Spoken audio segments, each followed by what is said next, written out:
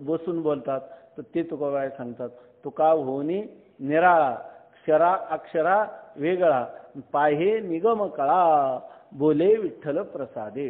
तुकोबाराय म्हणतात की तुका होनी निराळा. तुकोबाराय म्हणतात की मी सगळ्यांपासून निराळा झालो.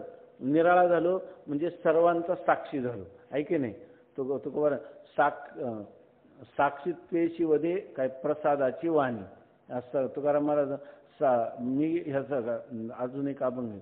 साक्षीत्वे या झालो गुणाचा देखण, निराळा झालो तुका होनी निराळा, स्थूल सूक्ष्म कारण शरीराहून निराळा, कर्तृत्व भोक्तृत्वाहून निराळा, पंचकोशाहून निराळा, अज्ञान वृत्तीज्ञानाहून निराळा, असे तुकोबाराय म्हणतात. तुका होनी निराळा. निराळा कोण आहे? सर्वांच्यात ब्रह्म आहे, ऐक नाही. म्हणजे मी निराळा झालो म्हणजे ब्रह्मस्वरूप झालो. आणि तुका होनी निराळा. आणि ते म्हणतात कसा निराळा? तर क्षरा अक्षरा वेगळा. क्षर म्हणजे नाशवान असणार, कार्यरूप असणार जगत, आणि अक्षर म्हणजे त्या कार्याचं कारण असणारं अज्ञान. त्या क्षरा अक्षरा वेगळा म्हणजे अज्ञान कार्य आणि त्याचं कारण असणारं अज्ञान, या दोन्ही मी वेगळा झालो. कार्य मी नाही आणि कारणही मी नाही. ते कार्य आणि कारणाहून मी भिन्न वेगळा आहे. अशा प्रकारचं तुका होनी निराळा, क्षरा अक्षरा वेगळा, असा मी झालो. आणि मग म्हणजे थोडक्यात काय, ब्रह्मानुभूती संपन्न झालो. पण ब्रह्मानुभूती संपन्न झाल्यानंतर आता तुम्ही आपल्या महिनेमध्येच राहायचं ना. पण तुकाराम महाराज म्हणतात बुडते हे जन न देखवे डोळा, येतो कळवळा म्हणून या. मग ते सांगत असताना तुमचा जो बोध आहे तो बोध तुम्हाला जर लोकांना सांगायचं झालं तर तुम्हाला त्याच्यापासून खाली उतरावं लागेल, आहे की नाही. गाळात पडलेला मनुष्य बाहेर काढायचा असला तर काढणाऱ्याला गाळात जावं लागेल का नाही. तुकाराम महाराज म्हणतात काही नाही, आम्ही अस्पर्शित अचुंबित राहतो आणि लोकांनाही उपदेश करतो. याचा अर्थ आम्हाला त्यांच्या भूमिकेत जावं लागत नाही, आम्ही आमच्या भूमिकेत राहून त्यांना आमच्या भूमिकेत आणतो, आहे की नाही. म्हणून म्हणतात तुका होनी निराळा, क्षरा अक्षरा वेगळा, म्हणजे आमच्या स्वरूप स्थिती अभंग आहे आणि अभंग स्वरूप स्थितीत राहतो. म्हणूनच आमच्या बोलण्याला नाव काय येतं?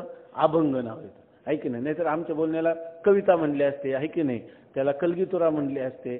तर ते अभंगवाणी तुकयाची असं म्हटले असते. याचं कारण काय आहे? आपल्या स्वरूप महिमेत राहून हे स्फुरलेले काव्य, आहे की नाही.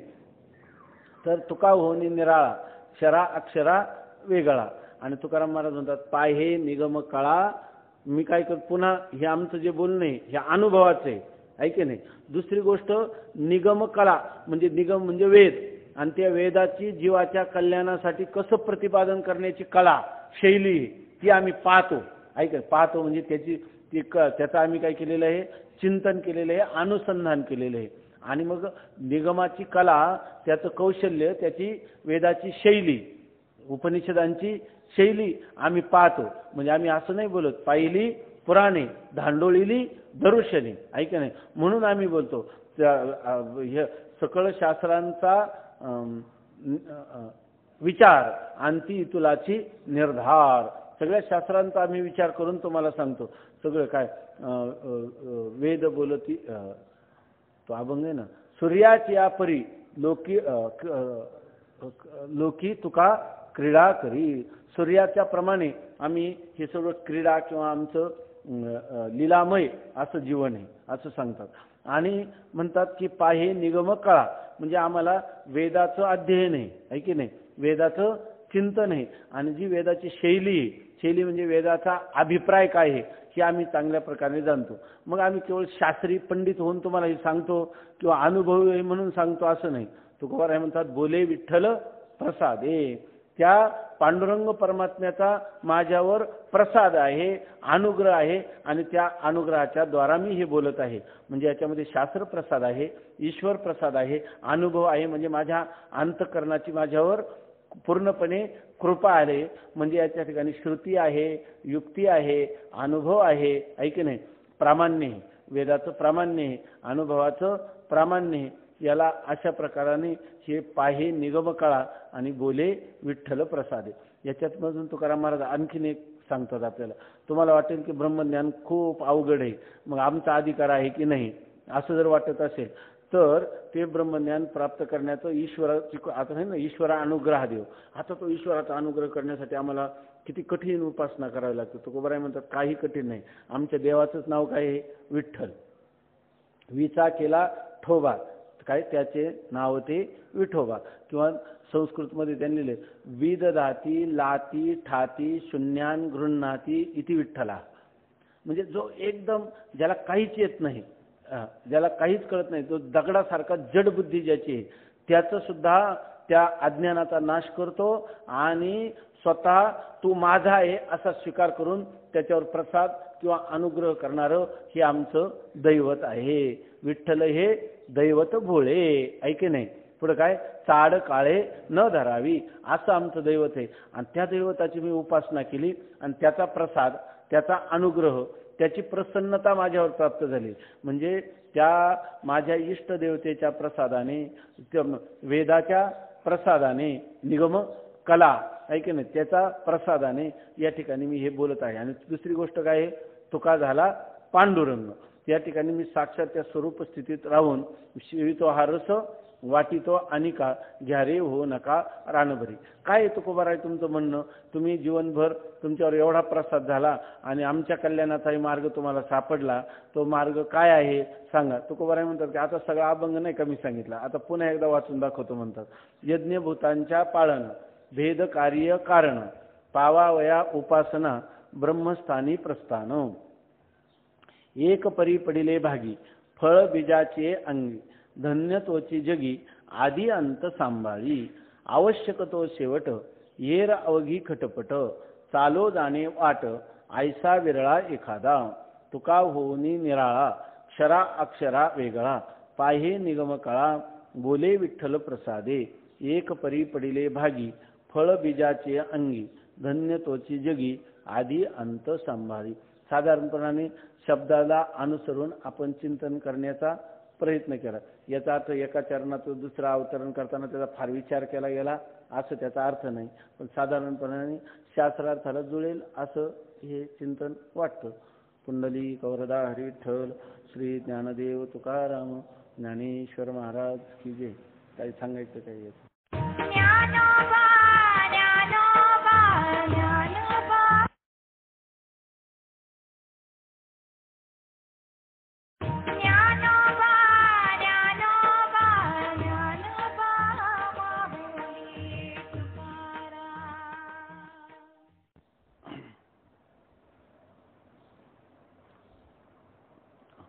परवा आपण जे चिंतन केलं की यज्ञभूतांच्या पाळना भेद कार्य कारण पावावया उपासना ब्रह्मस्थानी प्रस्थान, त्या चिंतनाचा साधारण आशय लक्षात आला ना त्याच्यामध्ये आपण जे श्रवण करतो किंवा ह्या प्रकरण ग्रंथाचं चिंतन करतो त्याद्वारा आपल्याला संत वाङ्मयाचं चिंतन करता आलं पाहिजे.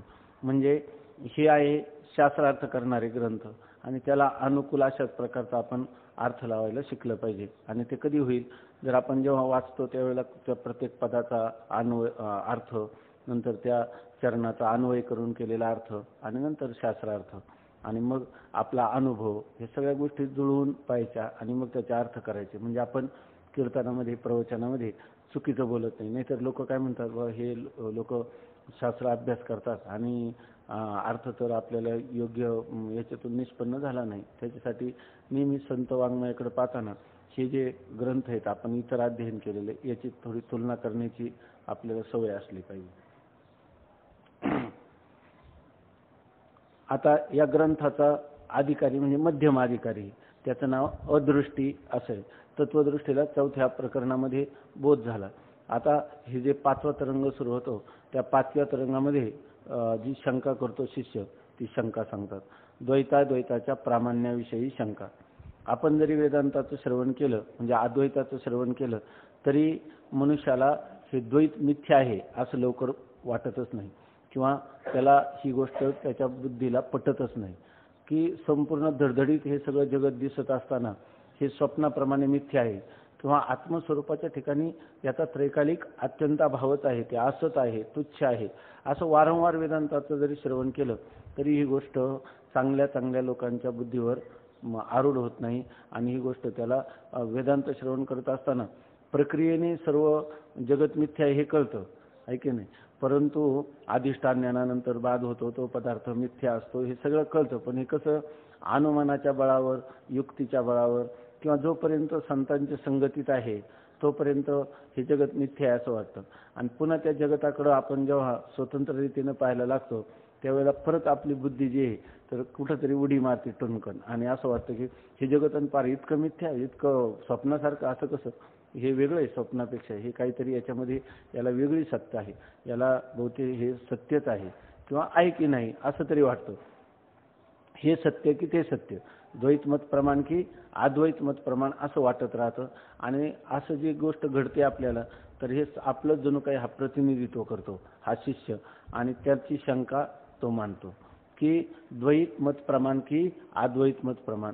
तर त्याला असं वाटतं की अद्वैत मताला प्रमाण म्हणता येणार नाही. आतापर्यंत आपण जरी चिंतन केलं असेल परंतु त्याला प्रमाण मानून अद्वैत मतच सत्य आहे आणि द्वैत मिथ्याच आहे असं काही म्हणता येणार नाही. का म्हणता येणार नाही त्याविषयी त्यांनी काय काय विचार केला तो सांगतो. आता शिष्य म्हणतो, महाराज आता आपण तत्वदृष्टीस गुरुद्वारा महावाक्य श्रवण केल्याने अद्वैत ब्रह्म साक्षात्कार होतो असे सांगितले.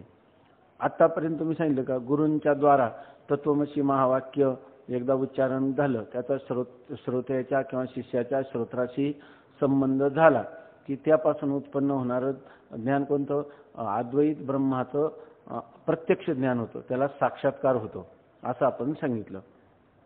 अद्वैत ब्रह्म साक्षात्कार होतो असे सांगितले. परंतु वेद, गुरु आणि ब्रह्म असे तीन पदार्थ असतात, ब्रह्मास अद्वितीयत्व कसे असेल. तुम्ही काय सांगतात, अद्वैत असणारं ब्रह्म म्हणजे अद्वैत म्हणजे ज्याच्या ठिकाणी द्वैताचा अत्यंत अभाव आहे, त्रैकालिक अत्यंत अभाव आहे, अशा ब्रह्माचा साक्षात्कार होतो.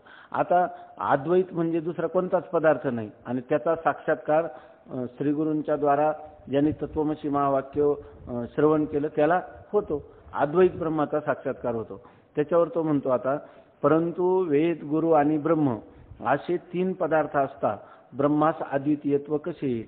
आता बघा, ऐकणारा एक आहे आणि गुरु जे वर्णन आपलं जे उच्चारण करतात तत्वमसी महावाक्य ते कुठे वेदातले म्हणजे वेद आहे की नाही. दुसरे गुरु आहे, वेद आहे, गुरु आहे आणि ब्रह्म आहे, अद्वैत ब्रह्म आहे. तर हे तीन पदार्थ झाले. आणि तुम्ही काय म्हणतात अद्वैत ब्रह्माचा साक्षात्कार होतो. त्यावेळेला गुरु आहेत की नाही, पुन्हा गुरुने उच्चारलेला वेद आहे की नाही, आणि पुन्हा त्या अद्वैत ब्रह्माचा साक्षात्कार होतो. पदार्थ किती झाले, तीन.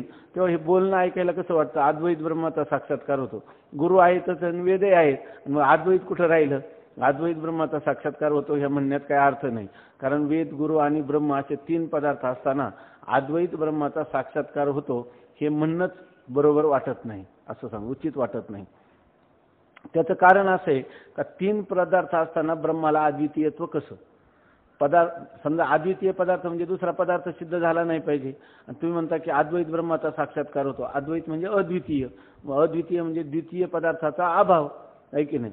पण इथं तीन पदार्थ असताना जर ब्रह्मच अद्वैत राहतच कुठं, ब्रह्माच्या ठिकाणी अद्वैतत्व राहायला दुसरा पदार्थ नसावा, आणि ब्रह्माच्या ठिकाणी वेद, गुरु आणि ब्रह्म असे तीन मिळून पदार्थ असल्यामुळं ब्रह्मा अद्वैत ब्रह्माचा साक्षात्कार होतो हे म्हणणं ऐकून कसं तसे वाटतं, कानाला हे काही बरोबर वाटत नाही असं सांगतो.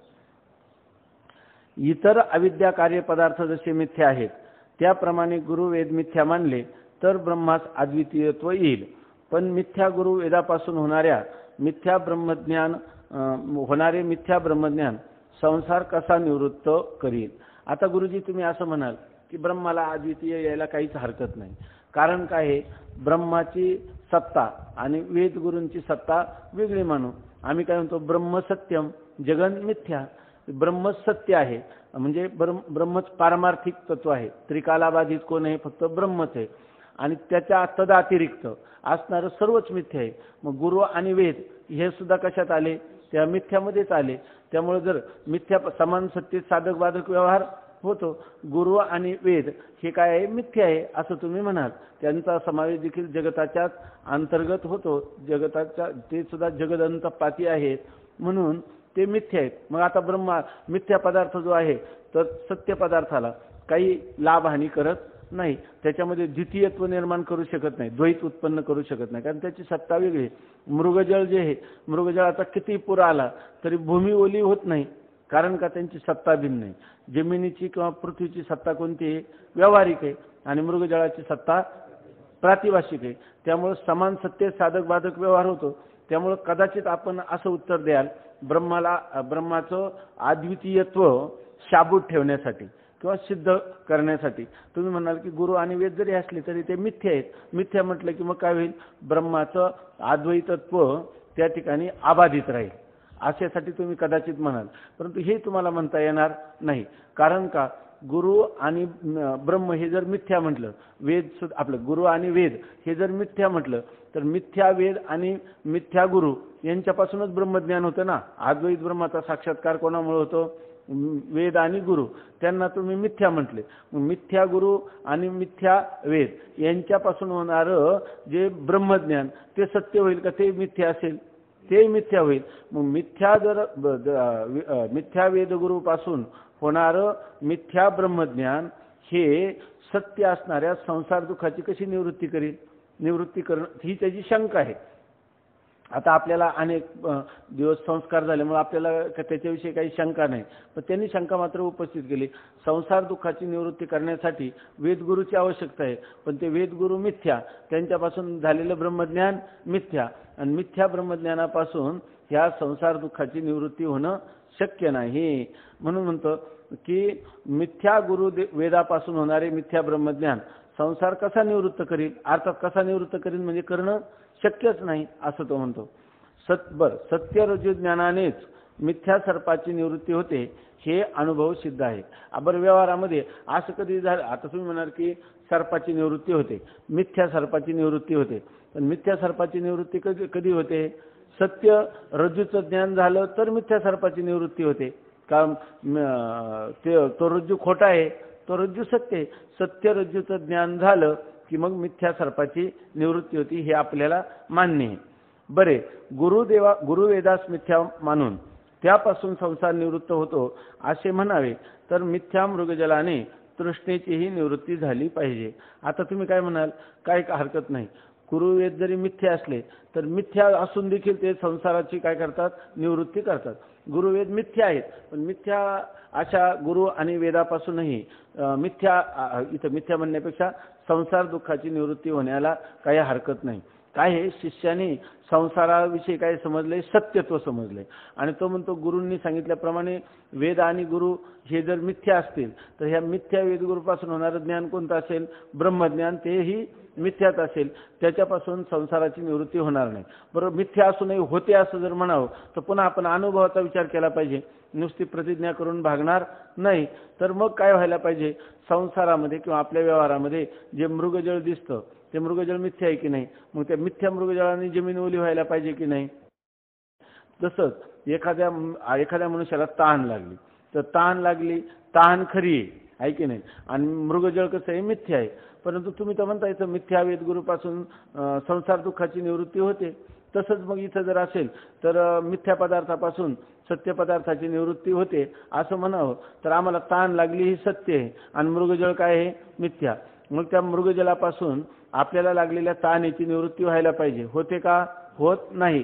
याचाच अर्थ मिथ्या मृगजलापासून जर तृष्णेची निवृत्ती होत नाही तर मिथ्या वेदगुरूपासून संसाराची निवृत्ती होणं शक्य नाही, असं तो म्हणतो. गुरुवेदास मिथ्या मानून त्यापासून संसार निवृत्त होतो असे म्हणावे तर मिथ्या मृगजलाने तृष्णेचीही निवृत्ती झाली पाहिजे. म्हणून वेद व गुरु सत्य आहेत किंवा मिथ्या आहेत, म्हणजे द्वैतमत प्रमाण आहे किंवा अद्वैतमत प्रमाण आहे, याचे समाधान सांगावे अशी प्रार्थना आहे. हे सगळा प्रपंच त्यांनी आतापर्यंत कशासाठी केला? आम्हाला एवढं जाणून घ्यायचं की वेदगुरू सत्य आहेत की वेदगुरू मिथ्या आहेत. जर वेदगुरू जर सत्य असतील, बरोबर आहे, तर काय होईल? अद्वैत मत सिद्ध होणार नाही. एक ब्रह्म, एक वेद आणि एक गुरु, मग याचा अर्थ अद्वैत मत प्रमाण दोन्ही जर ते तिन्ही सत्यच असतील, वेद गुरु आणि ब्रह्म तीन पदार्थ सत्य असतील तर अद्वैत सिद्ध होईल का? नाही. त्या ठिकाणी ते त्रयीत झालं, द्वैतही नाही झालं तर काय झालं? ते त्रयीत झालं. हे जे स्वामी दयानंद सरस्वती ना यांनी त्रयीत मत मांडलेलं आहे. जीव त्यांनी मानलेलं आहे जगत आणि ईश्वर असे 3 पदार्थ मानलेले आहेत. तर या ठिकाणी आपल्याला वेद आणि गुरु हे जर सत्य आहेत असं जर म्हटलं तर त्या अद्वितीय पदार्थ म्हणजे दुसरा कोणताच पदार्थ त्याला परिच्छेद करणार नाही, त्याला व्यापणार नाही, त्याला मर्यादा घालणार नाही, दुसरा पदार्थ त्याला अडचण करणार नाही. पण गुरु आणि वेद सगळे सत्य म्हणल्यावर गुरु किंवा वेद हे त्याला एकटं राहू देतील का? त्याला अद्वितीय राहू देतील का? नाही. ऐक नाही. म्हणजे याचा अर्थ जर गुरु आणि वेद सत्य मानलं तर प्रमाण काय मानलं? कोणतं मत प्रमाण मानलं? द्वैत मत प्रमाण मानलं. आता गुरु वेद जर मिथ्या मानले तर मग काय होईल? मग मात्र अद्वैत मत सिद्ध होईल, अद्वैत मत प्रमाण होईल. पण आता ते जर मानलं केवळ तुमच्या सांगण्यावरून तर अडचण अशी येते का मिथ्या पदार्थापासून जर सत्य पदार्थाची निवृत्ती होते तर मिथ्या मृगजळाने आपल्याला असणारी सत्य तहान ही भागली पाहिजे आणि ती भागत नाही. त्यामुळे मला अशी शंका येते की वेद गुरूंना सत्य म्हणायचं की मिथ्या म्हणायचं. थोडक्यात माझ्या म्हणण्याचं तात्पर्य असे की वेद गुरूंना मिथ्या म्हटलं तर अद्वैत मत प्रमाण होईल, मिथ्या वेद गुरूंना जर सत्य मानलं तर द्वैत मत प्रमाण होईल.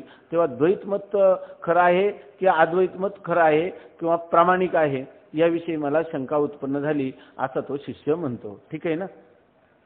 आता श्री गुरु म्हणतात हे शिष्य भगवान शंकरांनी शंकराचार्यांचे रूप धारण करून जे अद्वैत मत प्रतिपादन केले आहे तेच प्रमाण आहे. आता याला दिलेलं उत्तर त्याचं शंका आहे द्वैत मत प्रमाण आहे की अद्वैत मत प्रमाण आहे. तर त्याला उत्तर हे दिले की अद्वैत मतच प्रमाण आहे, द्वैत मत प्रमाण नाही. त्याचं कारण सांगतात की हे जे मत आहे अद्वैत मत प्रमाण याचं प्रामाण्य सिद्ध करणारे कोण आहे? भगवत पूज्यपाद शंकराचार्य, की ज्यांना आपण दररोज वंदन करताना काय म्हणतो? शंकरम शंकराचार्यम. साक्षात भगवान शंकराचा अवतार असणारे शंकराचार्य त्यांनी ह्या उपनिषदाधिकांवर भाष्य केलेलं आहे आणि त्याच्यामध्ये ही अद्वैत मताची प्रामाणिकता स्पष्टपणे सांगितलेली आहे. हे शिष्य भगवान शंकरांनी शंकराचार्यांचे रूप धारण करून जे अद्वैत मत प्रतिपादन केले आहे तेच प्रमाण आहे. द्वैत मताचे प्रतिपादन करणारे रामानुजाचार्य, मध्वाचार्य, निंबार्काचार्य आणि वल्लभाचार्य या चारही आचार्यांचे मत अप्रमाण आहे असे समज. कारण ते तत्वनिर्णयामध्ये वेद विरुद्ध अर्थाचे प्रतिपादन करतात. आता अद्वैत मत प्रमाण आहे अर्थात द्वैत मत प्रमाण नाही. मग द्वैत मताचे कोणकोणते शास्त्रकार आहे आपल्या समोर, कोणते आचार्य आहे? तर या ठिकाणी एक आचार्य सांगितले की रामानुजाचार्य, दुसरे वल्लभाचार्य, तिसरे मध्वाचार्य आणि चौथे निंबार्काचार्य. असं कारण काय आहे की ह्या आचार्यांनी भरपूर ग्रंथ संपदा निर्माण करून ठेवलेली आहे आणि त्यांनी आपले स्वतंत्र संप्रदायाची स्थापना केलेली आहे. रामानुजाचार्यांचा संप्रदाय हे विशिष्ट अद्वैताचा, ते तर स्वतःला द्वैती म्हणत नाही, अद्वैतीच म्हणतात. परंतु आपल्या वेदांताच्या दृष्टीने ते काय ठरतात? द्वैती. का ठरतात द्वैती? तर ते त्यांचं द्वैत कोणतं आहे? विशिष्ट अद्वैत आहे. विशिष्ट अद्वैत म्हणजे ब्रह्माचं माया हे विशेषण आहे असं मानतात. लक्षात घ्या, माया हे ब्रह्माचं विशेषण आहे असं मानतात. विशेषण हे विशेषाला कधी सोडून राहत नाही. मग त्या या ठिकाणी ब्रह्मच नित्य का माया पण नित्य झाली? माया पण नित्य झाली. मग पदार्थ विशिष्ट अद्वैत मताने एक पदार्थ ब्रह्म सिद्ध झाला का 2 पदार्थ सिद्ध झाले? विशिष्ट अद्वैत म्हटलं की 2 पदार्थ सिद्ध झाले, आहे की नाही त्याच्यामध्ये. मग त्या ठिकाणी द्वैत आहे का अद्वैत आहे खरं? हा, पण मग विशिष्टाद्वैताचं जे प्रमाण मत आहे ते मत आपल्याला प्रमाण नाही. रामानुजाचार्यांचं विशिष्टाद्वैत. आता दुसरं सांगतात मध्वाचार्य. मध्वाचार्य हे स्पष्टच द्वैत मानतात. त्यांच्या दृष्टीनं हे अद्वैत मताला ते प्रमाण मानत नाही. माया आणि ब्रह्म हे 2 स्वतंत्र पदार्थ आहेत आणि ह्या 2 पदार्थापासूनच जगताची निर्मिती होते आणि दोन्ही पदार्थ सत्यच आहे. त्यामुळे ते द्वैतवादीच आहे. मध्वाचार्य काय आहेत? कट्टर द्वैतवादीच आहे. हे जरी अद्वैतवादी म्हणत असेल तर यांचं विशिष्ट अद्वैत आहे आणि त्यांचं काय आहे? द्वैताचाच सिद्धांत मध्वाचार्य मानतात. आता निंबार्काचार्य जे आहेत ते म्हणतात, त्याला म्हणतात द्वैत सहिष्णू अद्वैत. काही बाबतीमध्ये द्वैतच आहे. उदाहरणार्थ देव आणि भक्त यांचं द्वैत हे कायमचं राहणार आहे. असे काही बाबतीमध्ये काय आहे? द्वैतच आहे आणि काही ठिकाणी काय आहे? अद्वैत आहे असं मानतात. म्हणजे द्वैत सहिष्णू, द्वैताला सहन करून ते अद्वैताचं प्रतिपादन करतात, त्यांना म्हणतात निंबार्काचार्यांचा पंथ. निंबार्काचार्य हे जे मुंगी पैठण आहे ना आपलं, तिथं त्यांचा समाधी आहे, ते संप्रदायाचं त्यांचं पीठ आहे. तर हे निंबार्काचार्य याला म्हणतात द्वैता सहिष्णू अद्वैत किंवा भेद सहिष्णू अभेद असं मत मानतात. तर हे मत आहे. आता द्वैतही मानतात आणि काही अद्वैतही मानतात, मग ह्यांना काय म्हणायचं, द्वैतीच म्हणायचं की नाही.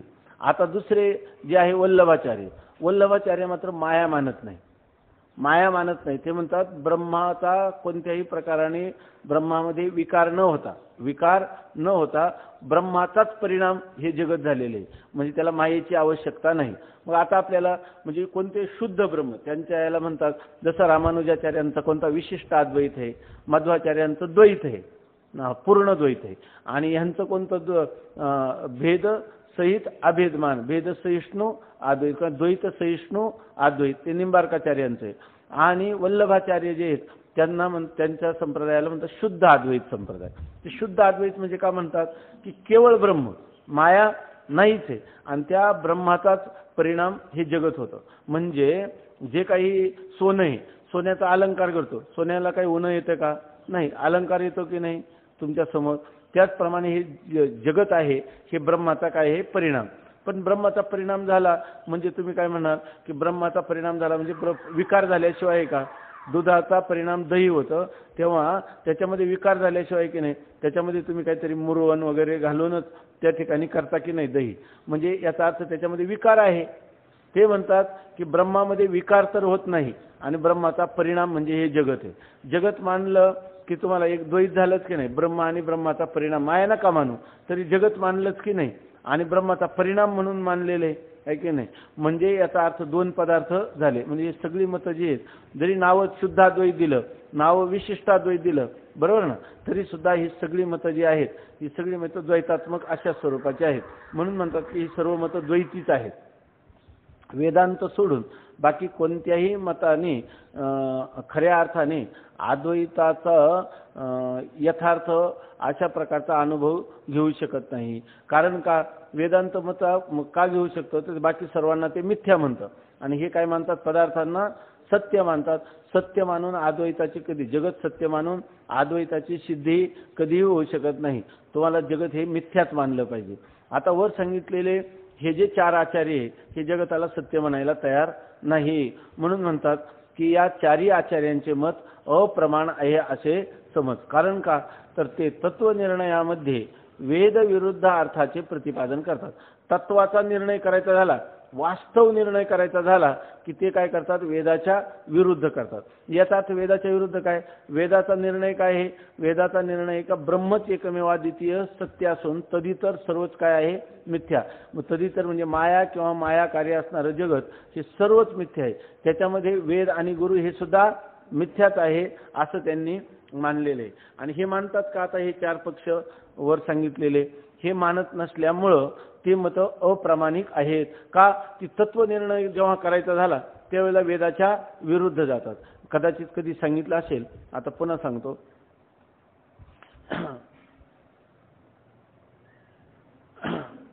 मला वाटतं करपात्रीजी स्वामींनी चिंतन दिलेले, कोणीतरी चिंतन दिले, कोण मला काही आठवत नाही.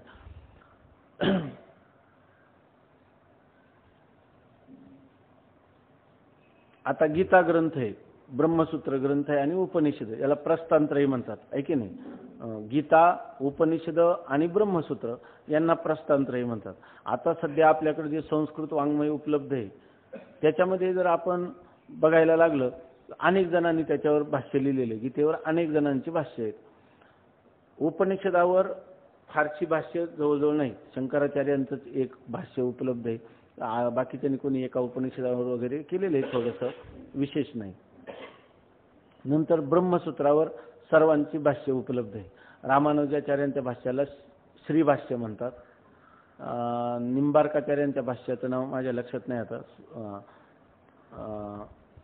आणि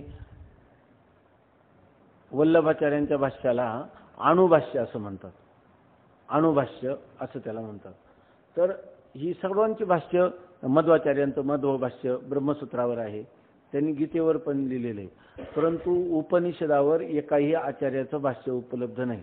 मध्वाचार्य रामानुजाचार्य त्यांच्या संप्रदायातल्या काही लोकांनी पुढे थोडं बहुत लिहिलेलं आहे, परंतु हे जे मुख्य आचार्य आहेत तर यांनी ब्रह्मसूत्रावर भाष्य लिहिलं, गीतेवर भाष्य लिहिलं प्रत्येकाला. रामानुजाचार्यांचं गीतेवर पण रामानुजी टीका फार चांगली टीका आहे.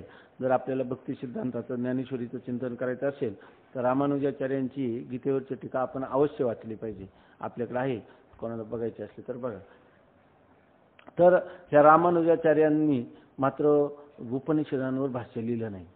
वल्लभाचार्यांनी नाही, निंबार्काचार्यांनी नाही, मध्वाचार्यांनी नाही, सगळ्यांनी ह्या ग्रंथांवर भाष्य लिहिली.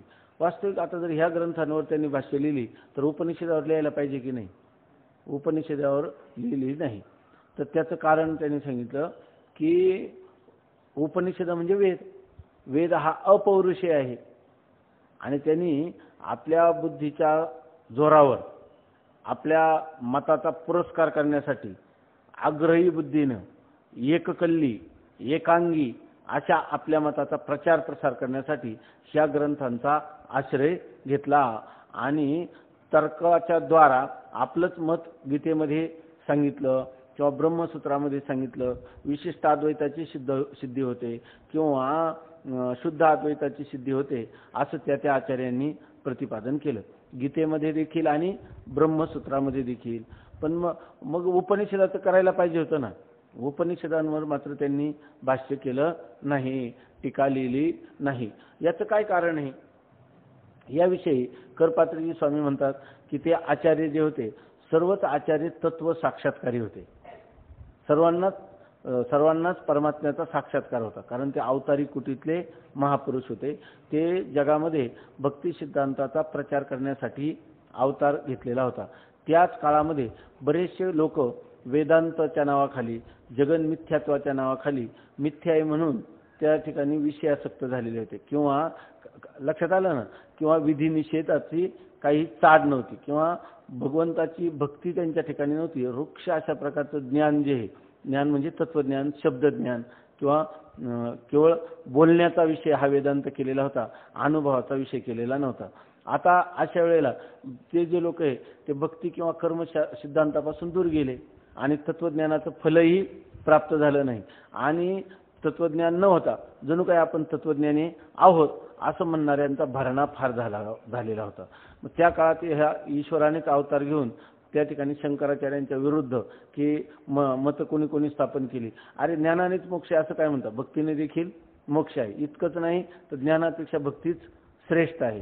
जर कर्म केलं नाही तर तुम्हाला नुसत्या तत्वज्ञानाचा काही उपयोग नाही. मग काही मत अशी निघाली आणि ज्ञान दोन्ही पाहिजे.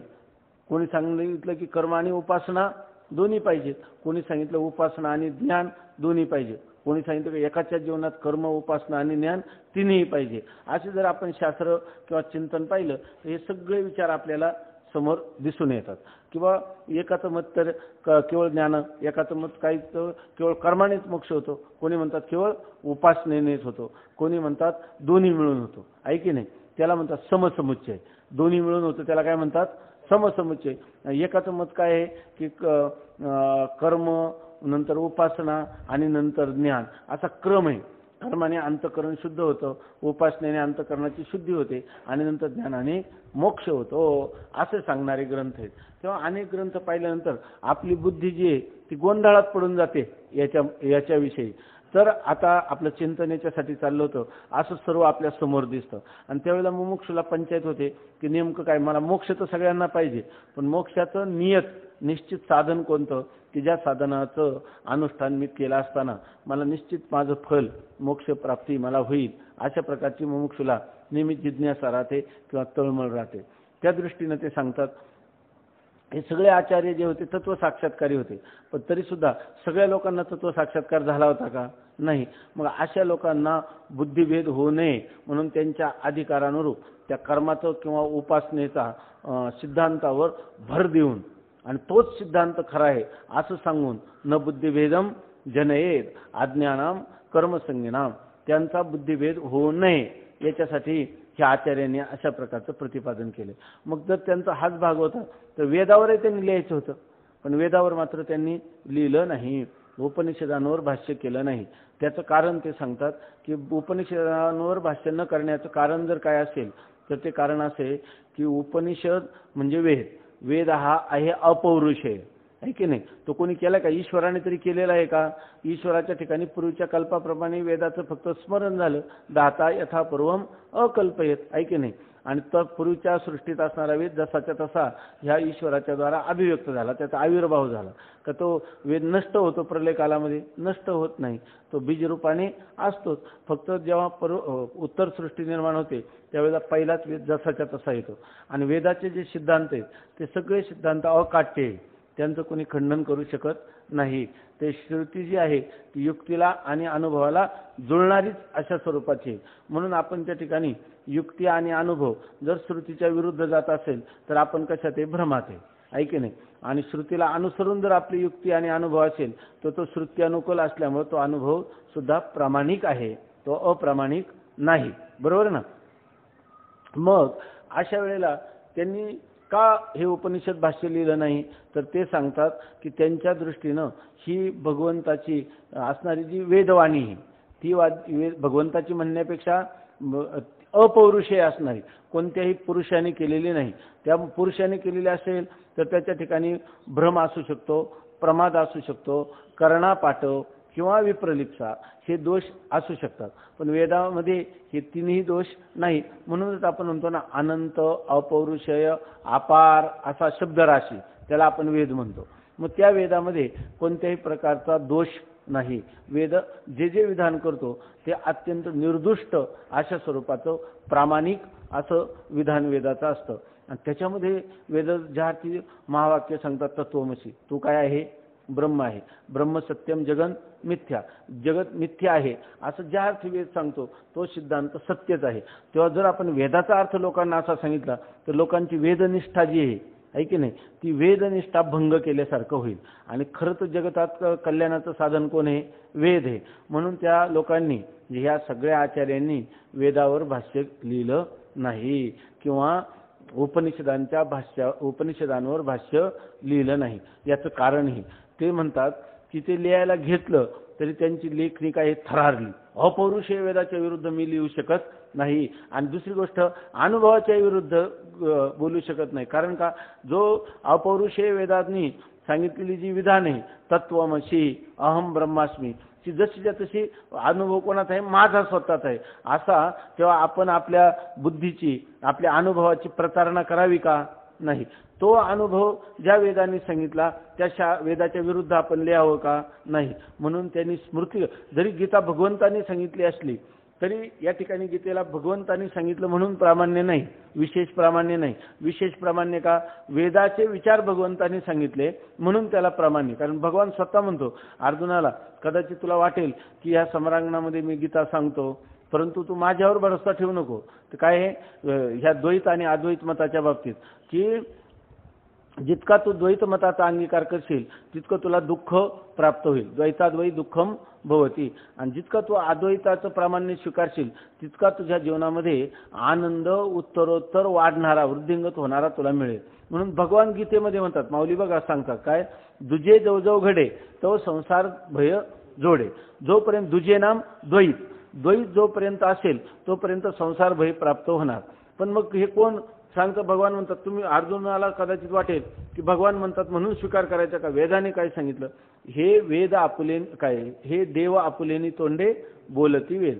देव म्हणतात की आपल्या मुखातून स्वतः कोण देव आपुलेनी तोंडे बोलत, आपल्या मुखातून बोलतात पण बोलती वेद. त्या ठिकाणी वेद ही गोष्ट बोलतात. म्हणजे भगवान सुद्धा अर्जुनाला काय सांगतो की वेदाचं प्रामाण्य स्वीकार कर, केवळ मी सांगतो म्हणून नाही. त्यामुळे जरी भगवंताने सांगितलेला ग्रंथ गीता असला तरी तो कोणता ग्रंथ आहे? स्मृती ग्रंथ आहे. ब्रह्मसूत्र व्यासाने लिहिला असला तरी तो स्मृती ग्रंथ आहे. तो पौरुषेय बुद्धीतून त्याचं झालेलं स्फुरण आहे. आणि अपौरुषेय वेद म्हणजे पुरुषकृत नाही, म्हणून त्याला प्रामाण्य आहे. म्हणून ह्या सगळ्यांची मतं जी द्वैतीय आचार्यांची मतं ही कशी आहेत? अप्रामाणिक आहे. आणि केवळ शंकराचार्यांचा अवतार असणारे भगवत पूज्यपाद शंकराचार्य यांनी जे काही अद्वैताची स्थापना केली अद्वैत मताची, तेच मत सत्य आहे असं सांगतात. शिष्य म्हणतो शंकराचार्यांचेच मत प्रमाण मानण्याविषयी आधार काय? आता तो म्हणतो शंकराचार्यांच्याच मताला तुम्ही एवढं प्रामाण्य तरी का देता? बाकीचे अवतारी नाहीत का? बाकीचे ते पण अवतारी आहे आणि असं असून त्यांनाच का प्रामाण्य देता? तर याविषयी सांगतात. श्री गुरु म्हणतात, भगवान व्यासांनी पुराणात असे सांगितले आहे की कलियुगात वेदाचा निरनिराळ्या प्रकारे अर्थ करतील, तेव्हा साक्षात शंकर भक्त कल्याणाकरिता शंकराचार्यांचा अवतार धारण करून सर्व मतांचे खंडन करतील. हे जे शंकराचार्यांचं मत प्रमाण कशावरून मानतात? तर याची पाहिली पुराणे, धांडोळलेली दर्शने. आम्ही जर पुराण पाहायला गेलं, कोणतीही गोष्ट जर मानायची झाली तर कशावरून मानली पाहिजे? श्रुती प्रमाण असली पाहिजे, नंतर स्मृती प्रामाण्य आणि नंतर पुराणांचं प्रामाण्य. तर यापैकी अगोदर प्रबल प्रमाण कोण आहे? श्रुती, आणि नंतर कोण आहे? स्मृती. पण श्रुती आणि स्मृतीमध्ये जर विरोध दिसला तर स्मृतीपेक्षा श्रुती प्रमाण आहे. पुराण वाक्य आणि श्रुती यांचं जिथं ऐक्य असेल तर त्या बाबतीत पुराण वाक्य प्रमाण आहे. पण पुराणाचा आणि वेदाचा कुठं विरोध असेल तर प्रबल कोण आहे? वेद हा प्रबल प्रमाण आहे, अशी त्याचा निवाड आहे. ब्रह्मसूत्रामध्ये याचं चिंतन येतं.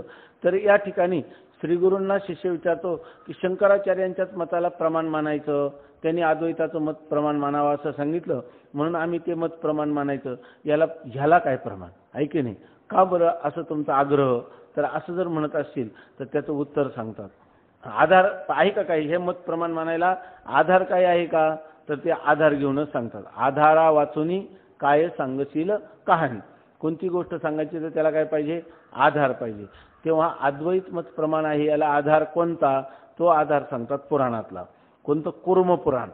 ही वर टीप आहे ना, त्याच्या खाली श्लोक आहेत बघा. कलौ रुद्रो महादेवो लोकानाम ईश्वरः परः करिष्यत्यवतारं स्वं शंकरो नीललोहितः श्रौत स्मार्त प्रतिष्ठार्थं भक्तानां हितकाम्या उपदेश्यति तज्ज्ञानं शिष्याणां ब्रह्मसंहितं सर्व वेदांत सारंच धर्मान वेद निदर्शनान. याचा सरळ अर्थ असा आहे की हे कोणतं पुराण आहे? कुर्म पुराण. हे जे 18 पुराणे आहेत, 18 उपपुराण आहे, त्याच्यापैकी कुर्म पुराण जे आहे त्या कुर्म पुराणामध्ये असं लिहिलेलं आहे, कलौ लोकानाम परः ईश्वरः महादेवः रुद्रः अवतारम करिष्यति स्वम अवतारम करिष्यति. कोण? नीललोहितः शंकरः स्वम अवतारम करिष्यति. कलौ, कलौ म्हणजे कलियुगामध्ये रुद्र असणारा महादेव की जो लोकानाम परः ईश्वरा, जो सर्व लोकांचा परम ईश्वर म्हणजे त्यांचं ईशन नियमन करणारा असा जो महादेव. कारण सृष्टीच्या प्रलय कालाची देवता कोण आहे? महादेव आहे. आणि ते असणारे जे महादेव तेच काय करतील?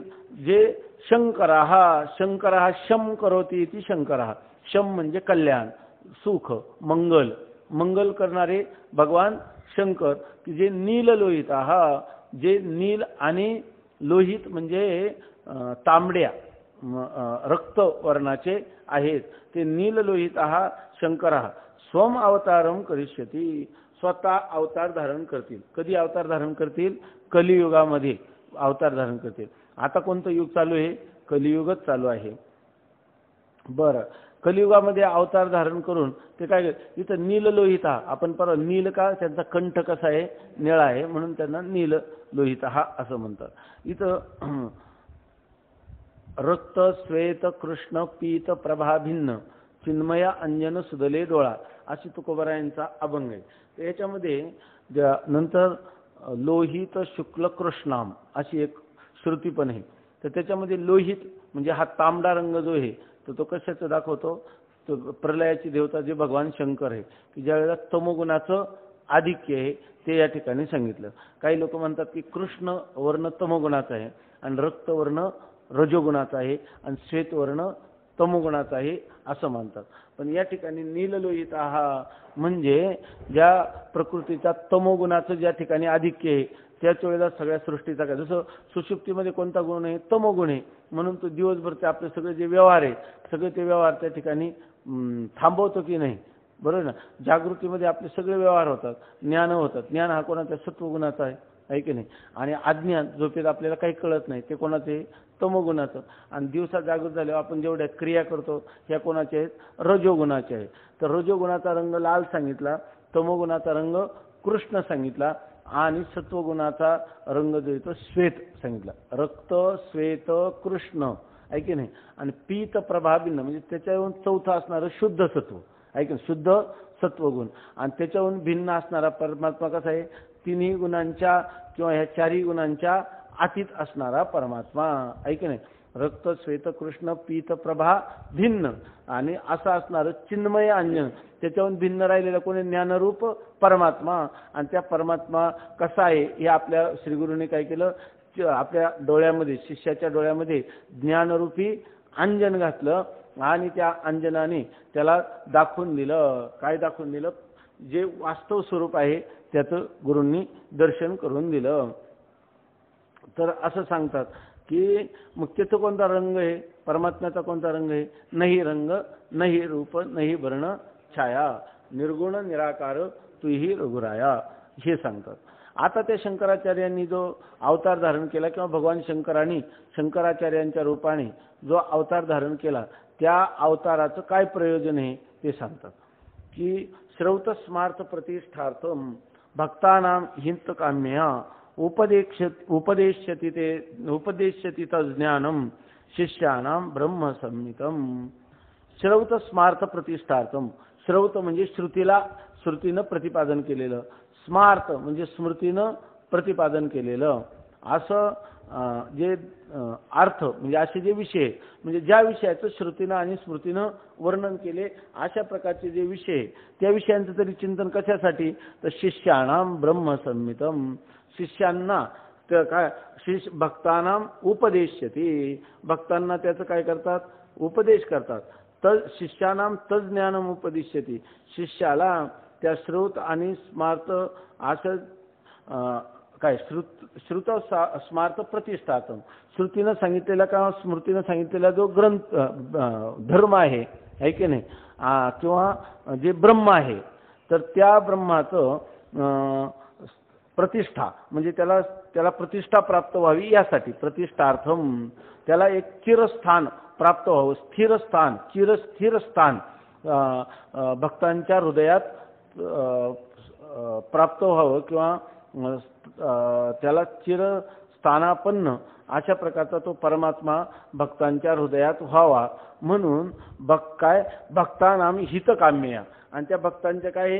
हिताची कामना. बुडते हे जन न देखवे डोळा, येतो कळवळा म्हणून या. म्हणून ते म्हणतात की भक्तानां हितकाम्य, भक्तांचं हित व्हावं या रीतीनं. तर काय? तज ज्ञानम, ते जे ज्ञान आहे कोणतं? श्रौत आणि श्रुतीचं आणि स्मृतीचं ज्ञान, परंतु कसं? ब्रह्मसंमितम. ब्रह्मसंमितम म्हणजे ज्याला ब्रह्म असं नाव दिलेलं आहे.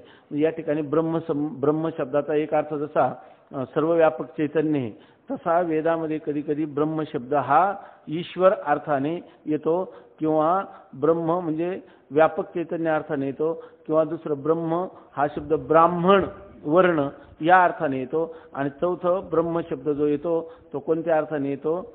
ब्रह्म शब्द वेद अर्थाने येतो. ब्रह्म शब्दाचा एक अर्थ कोणता आहे? वेद. एक अर्थ आहे सर्वव्यापक चैतन्य किंवा ईश्वर, आणि एक अर्थ आहे ब्राह्मण. त्याच्यापैकी ब्रह्मसंमितम म्हणजे ब्रह्म म्हणजे वेदसंमितम. इथं ब्रह्म शब्दाचा अर्थ घ्यायचा वेदाने सांगितलेलं जे ज्ञान आहे ते ज्ञान भक्तांना उपदेश्यते. आपलं भक्तांना शिष्यानां ब्रह्मसंमितम तज्ज्ञानम उपदेश्यते. ते तज्ज्ञान म्हणजे कोणतं? वेदाचं असणारं ज्ञान. ते स्मृती आणि स्मृती देखील या ठिकाणी सांगतात.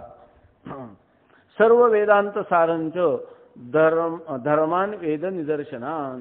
आणि वेद निदर्शनान धर्मान म्हणजे वेदाने ज्याचा निर्देश केला, प्रतिपादन केलेले ते धर्म लोकांना सांगायचं. आणि वेदांत सारम, वेदांत सांगण्यासाठी, वेदांताचं सार सांगण्यासाठी. म्हणजे थोडक्यात वेद काय? वेदामध्ये दोन गोष्टी मुख्य आहे. त्याच्यामध्ये आहे तत्वज्ञान, आहे की नाही. वेदामध्ये सांगितलेलं काय आहे? तत्वज्ञान आहे आणि दुसरं धर्मविषयक सांगितलं. म्हणजे वेद काय करतो, धर्म आणि ब्रह्म ह्या गोष्टींचं आपल्याला स्वतःला इंद्रियादिकांच्या साह्याने काही ज्ञान होणं कधीच शक्य नाही. धर्मही नाही कळणार आणि ब्रह्मही कळणार नाही. मग धर्म आणि ब्रह्म हे जर आपल्याला कळून घ्यायचं असेल तर त्यासाठी एकच मार्ग आहे, तो म्हणजे वेदाचा मार्ग आहे की नाही. कारण वेदाने ज्या प्रमाणे सांगितलं तेच धर्माचं स्वरूप आहे आणि वेदाने जे सांगितलं त्याचप्रमाणे ब्रह्माचं स्वरूप आहे. वेदाचा जो कर्मकांडात्मक भाग आहे किंवा ज्याला पूर्वमीमांसा प्रतिपादन करणारा भाग आहे तो धर्मविषयक वर्णन करणार आहे. त्याची सूत्र आहे गौतम सूत्र, अथा तो धर्म जिज्ञासा. आणि वेदांताचा भाग आहे तो व्यासांनी कोणता सांगितला, अथा तो ब्रह्म जिज्ञासा. याला ब्रह्म जिज्ञासा असं म्हणतात. थोडक्यात काय, आपल्या जीवनामध्ये जेव्हा कोणती शंका येते कोणाविषयक, ब्रह्मविषयक किंवा धर्मविषयक, तर ती शंका कोणाला विचारली पाहिजे, आपण वेदाला विचारली पाहिजे. आणि त्या पुराणामध्ये म्हणतात की सर्व वेदांताचं सार आणि धर्माचा निर्देश केलेला आहे. आणि त्याच्यामध्ये सांगितलं की भगवान शंकराचार्य हे काय करणार आहे, अवतार धारण करून, म्हणजे भगवान शंकराचार्यांच्या रूपाने अवतार धारण करून ह्या जगाला उपदेश करील आणि वेदाचं सर्व तत्वज्ञान त्यांना सांगेल असं लिहिलं. आता जर हे भगवान शंकराचार्य हे अवतारी कोटीतले पुरुष हे कोणी सांगितले, कुर्म पुराणाने सांगितलं. आणि त्या अवतारी कोटीतल्या महापुरुषांनी अद्वैत मत प्रमाण आहे आणि द्वैत प्रमाणभूत नाही हे त्या शंकराचार्यांनी सांगितलं. अशा प्रकाराने ते साक्षात ईश्वर अवतार असल्यामुळं त्यांचंच म्हणणं हे वेद संमितम असं म्हणतात ना, म्हणजे वेदाच्या अविरोधी आहे, वेदाला मान्य असणारच त्यांनी सांगितलेलं आहे. याचाच अर्थ हे म्हणणं काय आहे, प्रामाणिक आहे. द्वैत मत हे अप्रामाणिक असून अद्वैत मतच प्रामाणिक आहे. हे भगवान शंकराचार्यांच्या ह्या प्रमाणाला आधार कोणता आहे, तर कुर्म पुराणाचा आधार आहे असं सांगतात. भगवान व्यासांनी पुराणात असे सांगितले आहे की कलियुगात वेदाचा निरनिराळ्या प्रकारे अर्थ करतील. त्यांनी सांगितलं, भगवान व्यासांनी पुराण लिहिले आणि त्याच्यामध्ये सांगितलं की शंकराचार्य पुढे अवतार धारण करून ह्या मताचं खंडन करतील. परंतु त्यांनी असं सांगितलेलं आहे की कलियुगात हे तरी का भगवान शंकराचार्यांच्या अर्थाची आवश्यकता पडली, तर बाकीचे असणारे जे आचार्य ते वेदाचा विरुद्ध अर्थ, तत्वनिर्णयामध्ये विरुद्ध अशा प्रकारचा अर्थ मन मानेन तसा किंवा स्वबुद्धीनं सांगत होते आणि त्यांचं खंडन करण्यासाठी शंकराचार्यम त्या पुराणामध्ये सांगतात, कलियुगात वेदाचा निरनिराळ्या प्रकारे अर्थ करतील तेव्हा साक्षात शंकर भक्त कल्याणाकरिता शंकराचार्यांचा अवतार धारण करून सर्व मतांचे खंडन करतील. ते अगोदरच सांगितलं, शंकराचार्यांचा अवतार होण्याच्या अगोदरच कुर्म पुराणामध्ये सांगितलं की पुढे असा शंकराचार्यांचा अवतार होईल आणि ते इतर असणाऱ्या नास्तिक किंवा आस्तिक सर्वच दर्शनकारांचं खंडन करतील आणि जैन बुद्ध मतांचा समूळ नाश करून गंगेतून श्री विष्णूची मूर्ती काढून बद्रिकाश्रमी स्थापन करतील. आणि ते जे नास्तिक मत आहे, चारवाक, बौद्ध किंवा जैन यांच्या मताचं ते खंडन करतील आणि बद्रीनाथला एकांतात तपश्चर्या करतील. त्यांना भगवान विष्णू स्वतः येऊन स्वप्नात सांगतील की अमुक अमुक नदीच्या प्रवाहामध्ये खोल ठिकाणी मी पडलेलो आहे, तिथून मला काढा. कारण त्यावेळेला ह्या जे बौद्ध लोक होते त्यांनी त्या मूर्ती काढून त्या गंगेमध्ये टाकलेल्या होत्या. तेव्हा भगवान स्वतः त्यांना साक्षात्कार देऊन सांगतील की मी अमुक ठिकाणी आहे, तुम्ही काढा. त्याप्रमाणे आज जी बद्रीनाथला पूजा चालते तर त्या ठिकाणी ती आचार्यांनी काढलेली मूर्ती जर आपण पाहिलं, पाठीत तिचा नंबर लावा लागतो. तर त्या मूर्तीचं तेज जे काय आहे विशेष आहे. आपल्या भारतामध्ये 3 मूर्ती विशेष मानल्या जातात. ते म्हणजे वृंदावनची भगवान श्रीकृष्ण परमात्म्याची मूर्ती, केदारनाथची मूर्ती आणि पांडुरंग परमात्म्याची पंढरपूरला असणारी मूर्ती, की ज्या मूर्तींचं संपूर्ण जगाला आकर्षण आहे. माऊलींसारख्या अजातवादात रमलेल्या महात्म्यांना देखील त्या पांडुरंगी मनरंगले, गोविंदाचे गुणी झाले, माझ्या मनीची आवडी पंढरपुरा नेईन गुडी. तर याचं कारण असं आहे की पंढरपूरला असणारी जी मूर्ती आहे तिच्यामध्ये कान्होपात्रांचा जो विग्रह आहे तो कान्होपात्राचा विग्रह त्याच्यामध्ये लीन झालेला आहे. नंतर जी वृंदावनची मूर्ती आहे तिथं मीराबाईंचा जो विग्रह आहे तो त्यांची फक्त वस्त्रबाई राहिली आणि त्या स्वरूपाशी त्या लीन झाल्या. त्यामुळं ह्या मूर्तींचं जे तेज आहे आणि व्यासांच्या सांगण्यावरून, स्वतः भगवंताच्या सांगण्यावरून हे मूर्तीला स्पर्श कोणाचा झालेला आहे? जगद्गुरु शंकराचार्यांचा.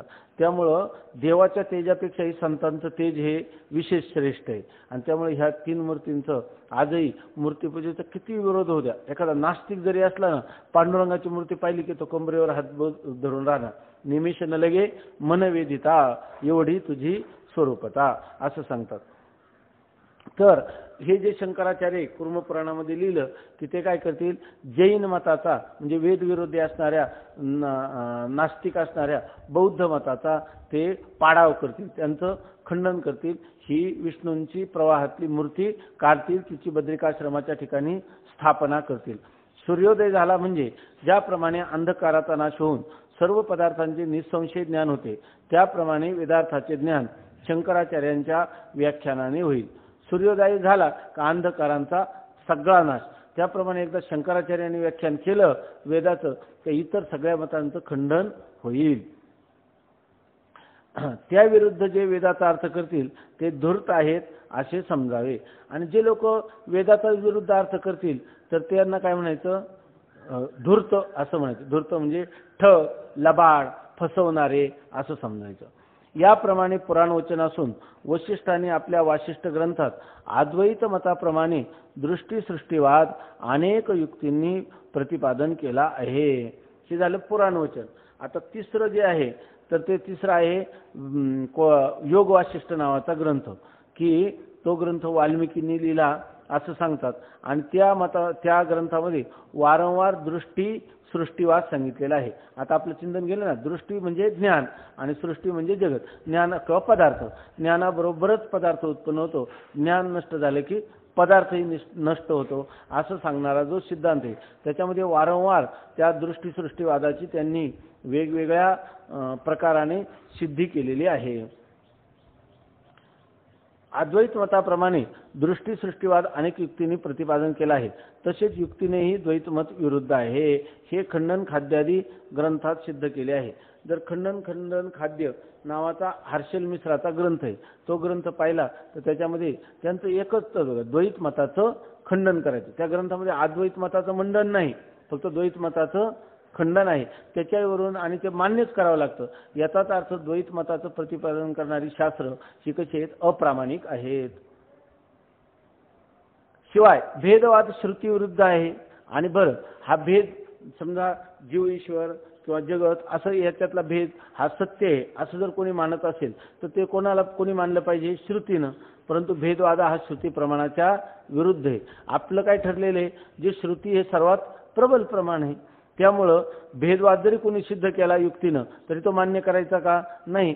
कारण जरी तो युक्तीने होत असला तरी तो श्रुतीच्या विरुद्ध आहे. मग श्रुती आणि युक्ती यांच्यात आता विरोध आला, मग अशा वेळेला कोणतं प्रबल प्रमाण आहे? युक्ती म्हणजे अनुमान प्रमाण आहे. अनुमान प्रमाण प्रबल मानायचं का श्रुती प्रमाण प्रबल मानायचं? श्रुती प्रमाणाने अनुमान प्रमाणाचा बाध होतो. म्हणून ते म्हणतात. बरं, आता तुम्ही म्हणता का श्रुती प्रमाणाच्या विरुद्ध आहे, म्हणजे भेद सत्य आहे हे म्हणणं काय आहे? श्रुती प्रमाणाच्या विरुद्ध आहे. आता असं एखादं आम्हाला श्रुतीतलं प्रमाण सांगा ना की ज्याच्यामध्ये भेदवाद त्यांना मान्य नाही श्रुतीला, ते प्रमाण या ठिकाणी सांगतात. नानात्वे जो पाहतो तो मृत्यूपासून मृत्यू पावतो असे कठवल्लीत, तसेच द्वैतापासून भय आहे तो माझ्यापासून भिन्न आहे असा भेद मानणारा देव पशु आहे. अशा अर्थाच्या वेदवाक्यांनी भेदज्ञानास दुःख हेतू सांगून भेदज्ञानी पुरुषाची निंदा केली आहे. श्रुतीप्रमाणे नानात्वे जो पाहतो म्हणजे जगामध्ये जो नानात्व किंवा भेद जो पाहतो तर ते म्हणतात तो मृत्यूपासून दुसऱ्या मृत्यूला प्राप्त होतो. याचा अर्थ भेदवादी जो आहे तो जन्म मरण परंपरा सारखीच भोगत राहतो. मग हा भेदवाद मान्य आहे का श्रुतीला? त्या श्रुती एक यह नानेव पश्यती, जो या ठिकाणी नानात्वाने पाहतो. मृत्योः समृत्यूम आपनोती, तो एका मृत्यूतून दुसऱ्या मृत्यूला प्राप्त होतो असं सांगतात. मग ही श्रुतीनं सांगितलं का भेदवाद मान्य केला का? नाही, भेदवादाचं खंडन केलं. दुसरी श्रुती सांगतात की द्वैतापासून भय आहे. श्रुती काय सांगते? द्वैतात वै भयम भवती, द्वैतामध्ये काय होतं? दुःख होतं. याचा अर्थ श्रुतीला द्वैत मान्य आहे का? नाही. दुसरं असं सांगतात. तिसरी श्रुती सांगतात तो माझ्यापासून भिन्न आहे असा भेद पाहणारा देव पशु आहे. यह नानेव पश्यती स देवानाम पशु, तर ते म्हणतात देवाचा बली किंवा देवाचा उपहार कोण आहे की जो नानात्व म्हणजे भेद पाहतो. आता एवढ्या श्रुती जरी आपल्या समोर आल्या तर याच्यातून श्रुतीला भेदवाद मान्य आहे का? नाही, अभेदवादच श्रुतीला मान्य आहे. मग ह्या लोकांनी तर सगळ्यांनी भेदवाद्यांनी भेद सत्य मानून लिहिलं, याचा अर्थ ते श्रुती प्रमाणाच्या विरुद्ध लिहिलं आणि श्रुतीच्या विरुद्ध जे काय असेल तर ते आम्ही मान्य करणार नाही. त्यांनी वेदानिंदितो चांडाळ असं सांगतात. महापातकिया खळ असं त्याचं वर्णन केलं. मातेची जो थाने फाडी तया जोडी कोणते असं इतकं तुकोबारायांनी स्पष्ट लिहिलंय. वेद ही काय आहे? नाही श्रुती परवती माऊली जगा. आणि तिचं प्रामाण्य जर कोणी मानत नसेल तर तो काय भ्रष्ट सुतकिया खळ, सुतकी आहे, खळ दुष्ट आहे, तो भ्रष्ट आहे, अशा प्रकारचं त्याचं वर्णन जगद्गुरु तुकोबाराम महाराज करतात.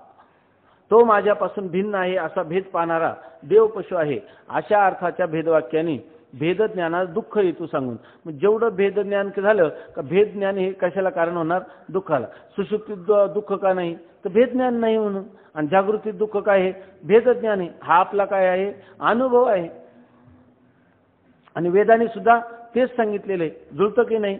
वेदवाक्याने भेदज्ञानास दुःख हेतू सांगून भेदज्ञानी पुरुषाची निंदा केली आहे. ज्याला भेदाचं ज्ञान आहे किंवा जो भेद सत्य मानतो तर अशा पुरुषाची वेदामध्ये निंदा केलेली आहे. शेतकऱ्यापासून बैलास जसे दुःख होते त्याप्रमाणे भेदज्ञानी पुरुषास देवापासून दुःख होते. म्हणजे व्रते उपवास आदी कष्ट भोगावे लागतात. आता शेतकऱ्याचा बैल आहे की नाही? मग शेतकरी मालक आहे की नाही? आणि बैल हे त्याचं साधन आहे. मग त्या बैलाला किती कष्ट देतो आहे की नाही? नांगराला जोडतो, पेरणीला त्या पाभारीला जोडतो, जर गाडीला जोडतो, नीट चालला नाही तर आसुडाने मार देतो आहे की नाही? कारण तो का? तर तो झाला मालक आणि हा झाला त्याचा सेवक. अशा प्रकारची स्थिती आहे. मग जसा मालक त्या पशुला बैलाला दुःख देतो त्याप्रमाणे जो माणूस भेद मानत असेल की मी भक्त तू देव ऐसे करी असं जर म्हणत असेल तर देव देव आणि हा काय राहणार? सेवक राहणार. आणि हे असं सत्र कुठपर्यंत चालणार? तर त्याला कायमचं चालू राहणार. देव हा त्याला काय करणार? पाप पुण्याप्रमाणे शासन करत राहणार आणि त्याचं फल भोगताना त्याला दुःख होणार. आणि ते दुःख कोण देणार? जैसे ज्याचे कर्म तैसे फल देतो ईश्वर. या न्यायाने म्हणतात भेदज्ञानी पुरुषास देवापासून दुःख होते. आता देवापासून सुद्धा त्याला काय झालं? दुःख. कारण तुम्ही अमक्या प्रकारचं व्रत करा, अमक्या प्रकारचं याग करा, अमक्या प्रकारची तपस्या करा, हे सगळे नियम आले की नाही? आणि कोणी त्याचं नियमन केलं? ईश्वराने केलं. मग जसा तो मालक बैलादी पशूंना दुःख देतो तसा ईश्वर भेदवाद्याला काय देत राहतो? कायम दुःखच देत राहतो. मग त्याच्यामध्ये त्याला एक वेगवेगळी व्रत करावी लागतात, उपवास करावे लागतात. हे कष्टच आहे की नाही? आणि कष्ट कोण देतो? जसं त्याला देवच देतो. म्हणजे याचा अर्थ पण याला मूळ कारण काय? त्याने भेदवाद मानला म्हणून असं सांगतात. आता हे सांगितलं अद्वैताचं मत प्रमाणे आहे आणि द्वैताचं मत प्रमाण नाही. ते कसं नाही ते सांगतात. द्वैत मत त्याज्य आहे. याकरिता दुःख देणाऱ्या द्वैत वचनांचा परित्याग करून शंकराचार्यांच्या अद्वैत व्याख्यानाच्या ठिकाणी प्रामाण्याचा निश्चय कर. याचाच अर्थ काय झाला? तर द्वैत वचनाचा तू काय कर? आता परित्याग कर आणि शंकराचार्यांनी जे अद्वैत मत सांगितलं त्याचा प्रामाण्याने स्वीकार कर.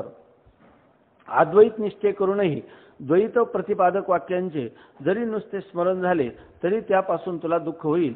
याचबद्दल तुला एक गोष्ट सांगतो. आता बघा ते म्हणतात माणसाच्या जीवनामध्ये द्वैताविषयी इतका अनादर झाला पाहिजे तरच त्याची बुद्धी अद्वैतामध्ये स्थिर होईल. आता अद्वैताचा निश्चय करायचा प्रयत्न केला आहे की नाही? अद्वैत निश्चय केला, अद्वैतच प्रामाणिक आहे. आणि जर सहजच ते म्हणतात द्वैत प्रतिपादक वाक्याचं नुसतं स्मरण झालं किंवा आमकं एखाद्याला पुत्र पाहिजे तर त्याला पुत्र कामेष्टी याग करून त्याचा संतती प्राप्त होते. हे द्वैताचं आहे की नाही? याच्यामध्ये असं जरी वचन ऐकलं तरी तुला दुःख व्हायला सुरुवात करेल. नुसतं स्मरण झालं द्वैत प्रतिपादक वाक्याचं तरी त्याला काय? मला पुत्र नाही. आता याग करायचा, यागाचं साहित्य जुळवायचं, पुन्हा पुत्र होतो की नाही, चांगला होतो की नाही. एकदा द्वैत मत प्रमाण मानलं का दुःखाला सुरुवात झाली असं सांगतात.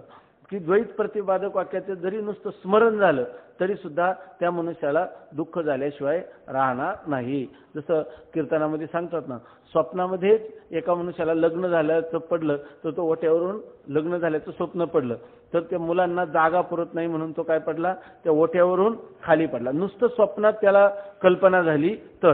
तसं द्वैताचं नुसतं स्मरण झालं तरी ते सुद्धा काय होतं, दुःखाला कारण होतं. आणि अद्वैतच सुखावह आहे असं सांगतात. आता द्वैत मताचं नुसतं स्मरण झालं तरी तुला दुःख होईल असं त्याला सावध करतं. नुसतं द्वैत मत, अद्वैत मताचा निश्चय झाला आणि झालं द्वैत मताचं स्मरण तर कसं काय दुःख होईल ते सांगतात. तुला गोष्ट सांगतो, म्हणजे तुला आता जरी कंटाळा आलेला असला, तुला आता आळस आलेला असला तरी सुद्धा गोष्ट सांगायचं म्हणलं तू सावध होशील. जरी सावध झाला तरी गोष्ट उद्याच सांगू. पुंडलिक वरदा हरी विठ्ठल श्री ज्ञानदेव तुकाराम ज्ञानेश्वर महाराज की जय.